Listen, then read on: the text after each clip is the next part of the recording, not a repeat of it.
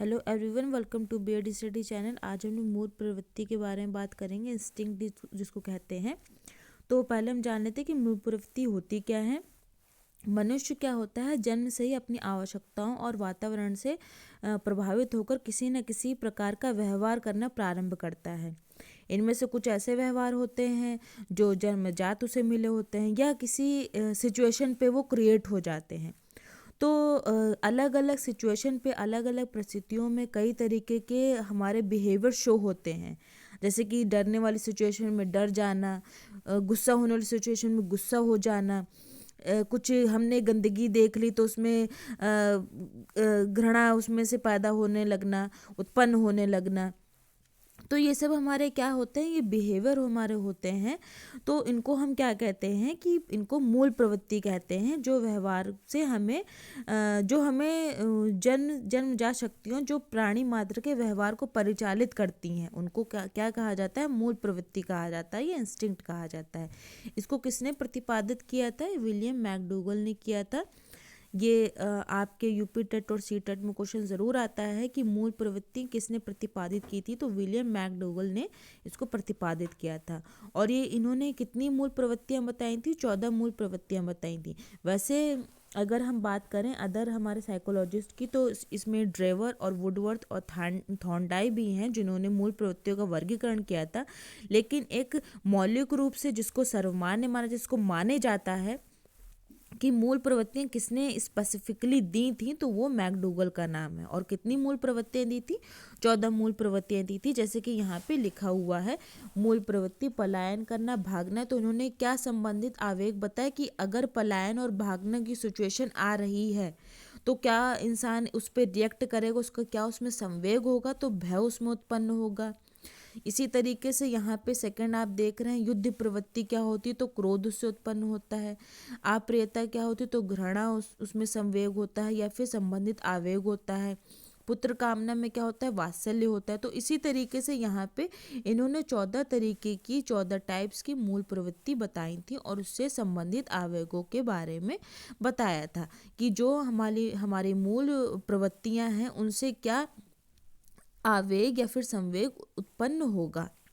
इस तरीके से इन्होंने किसने, विलियम मैकडूगल ने ये बताया कि ये जब 14 इन्होंने मूल प्रवृत्तियां बता दी, तो यहाँ पर ये हुआ कि मूल प्रवृत्तियों का रूप परिवर्तन कैसे होगा, है ना। मूल प्रवृत्तियों को हम कैसे परिवर्तित कर सकते हैं। तो यहाँ पे 3 टाइप्स यहाँ पे आप देख रहे हैं, दमन, रिप्रेशन, इनहिबिशन, रीडायरेक्शन और सब्लिमेशन। यहाँ पे 4 इन्होंने टाइप्स बताए या फिर विधियाँ हम कह सकते हैं, विधियाँ बताएं कि इन विधियों के द्वारा हम अपने इंस्टिंक्ट्स में मॉडिफिकेशन कर सकते हैं। मूल प्रवृत्तियों का रूप परिवर्तन है, तो इंग्लिश में हम कह सकते हैं इसको मॉडिफिकेशन ऑफ इंस्टिंक्ट्स। अपनी मूल प्रवृत्तियों को हम कैसे परिवर्तित कर सकते हैं, कैसे चेंज कर सकते हैं। तो रिप्रेशन की अगर हम बात करें या फिर दमन की हम बात करें, जैसे कि नाम से क्लियर हो रहा है कि रिप्रेस करना, किसी को दबाना। दमन मतलब किसी को दबाना। तो यहाँ पे किसकी बात की जा रही है? मूल प्रवृत्ति की बात की जा रही है।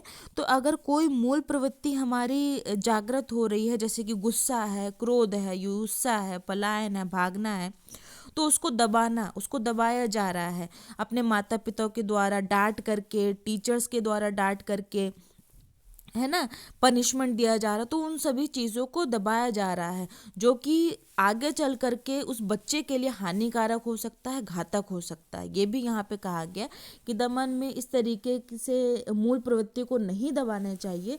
जो हमारे शैशव जो काल होता है बच्चों का, और जो बाल्यावस्था होती है, उसमें बच्चों के क्या होते हैं कि उनमें जो चेंजेस आते हैं वो सही नहीं निकल कर के आते, उनका डेवलपमेंट नहीं हो पाता। सही नहीं निकल कर के आते मतलब क्या है, उनका डेवलपमेंट सही तरीके से नहीं हो पाता है।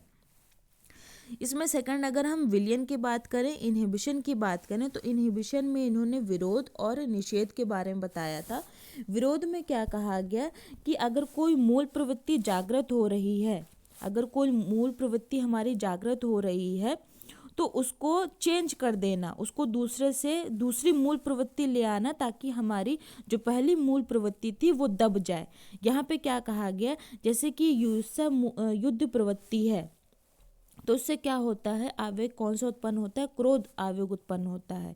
तो यहाँ पे ये कहा गया कि अगर युयुत्सा से या युद्ध प्रवृत्ति से क्रोध हमारा आवेग उत्पन्न हो रहा है, तो उस प्रवृत्ति को चेंज कर दिया जाए हीनता से, है ना, कॉम्प्लेक्सिटी से, है ना, अपने आप को कम आंकने से समझ लिया जाए, तो वहाँ पे क्या होगा कि हमारी जो क्रोध की आवेग की प्रवृत्ति है, जो हमारा युयुत्सा युद्ध प्रवृत्ति है, जिससे हमारा क्रोध आवेग उत्पन्न हो रहा है, वो दब जाएगा, कम हो जाएगा।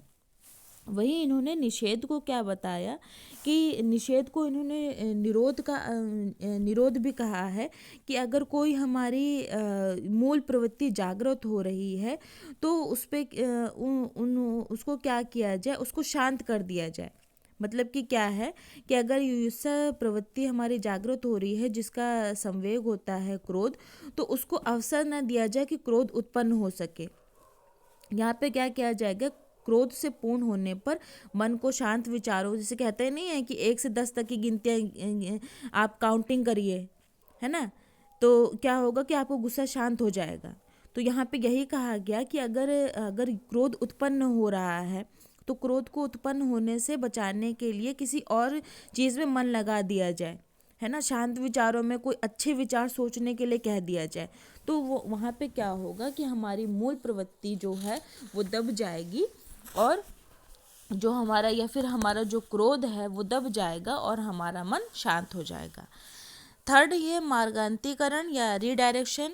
इसमें नाम से क्लियर हो रहा है कि मार्ग चेंज कर देना, रीडायरेक्शन कर देना, कि अगर कोई हमारी मूल प्रवृत्ति जागृत हो रही है, मैं यहाँ पे एग्जाम्पल बार बार क्रोध का इसलिए ले रही हूँ यहाँ पे, क्योंकि क्रोध ऐसा है कि इसको चेंज इजीली नहीं किया जा सकता, तो कैसे हम उसको चेंज कर सकते हैं, है ना, उस आवेग को कैसे चेंज कर सकते हैं, इसीलिए मैं इसका एग्जांपल ले रही हूँ। तो अगर जैसे कि मार्गांतरीकरण है, अगर हमें कोई भी मूल प्रवृत्ति हमारी जागृत हो रही है, तो हम उसको कैसे रीडायरेक्ट करें, उसका मार्ग कैसे चेंज कर दें। जैसे कि किसी में लड़ने की प्रवृत्ति बहुत है, झगड़ालू प्रवृत्ति बहुत है, तो उसको क्या किया जाए कि उसको उसका डायरेक्शन चेंज करके उसको जो दीन दुखी लोग हैं या फिर गरीब लोग हैं उनकी मदद करने में, उसका मार्ग चेंज करके उसकी मदद करने में, उनकी हेल्प करने में उसका डायरेक्शन कर दिया जाए, उसका मार्ग जो है चेंज कर दिया जाए, पाथ चेंज कर दिया जाए। इसी तरीके से शोधन या उन्नयन की अगर हम बात करें, सब्लिमेशन की बात करें, तो ये सब्लिमेशन सबसे ज़्यादा ऊंची विधि मानी जाती है। इन तीन जो हमारी अबव 3 विधियां हैं, इनके कंपैरिजन में जो हमारी शोधन या उन्नयन सब्लिमेशन प्रवृत्ति है, उसको सबसे ज़्यादा ऊंचा माना जाता है। क्यों ऊंचा माना जाता है? क्योंकि इसमें क्या कहा जाता है कि अगर कोई भी हमारी प्रवृत्ति अगर उजागर हो रही है, तो उसको क्या होता है, उसको पहचानने से थोड़ा सा दबा दिया जाए, है ना, उसको पहचाना नहीं जाए। मतलब कि जो हमारी, जैसे कि फॉर एग्जांपल कि हमारी जो काम की प्रवृत्ति है उसको चेंज करके क्या किया जाए, इंसान अपनी स्टडी से रिलेटेड चीज़ें करने लगे, साहित्य में काम करने लगे, गद्य पद्य में काम करने लगे, है ना, कविताएं लिखने लगे, तो उसका क्या होगा, उसका खुद का डेवलपमेंट होगा। वहीं अगर हम मार्गांतरीकरण की बात करें, तो अगर जैसे कि बहुत से लोग होते हैं कि कंजूस बहुत होते हैं, तो वो अगर उनके पास इतना पैसा है तो वो एक लाइब्रेरी ओपन कर सकते हैं, उससे क्या होगा, समाज का डेवलपमेंट होगा। तो वहीं शोधन में भी यही चीज़ कही गई है कि जो भी हमारी प्रवृत्ति का इतना परिवर्तन हो कि उसे पहचाना नहीं जाए, है ना, इतना परिवर्तन हम उस मूल प्रवृत्ति में करते हैं कि उसको हम पहचान नहीं सके कि अच्छा ये मूल प्रवृत्ति हमारे में उत्पन्न हुई थी, हमने उस तरीके से उसको चेंज कर दिया, हमने उसको स्टडी में लगा दिया, है ना। तो यहाँ पे यही कहने का मतलब है कि हम अपनी मूल प्रवृत्तियों को कैसे चेंज कर सकते हैं।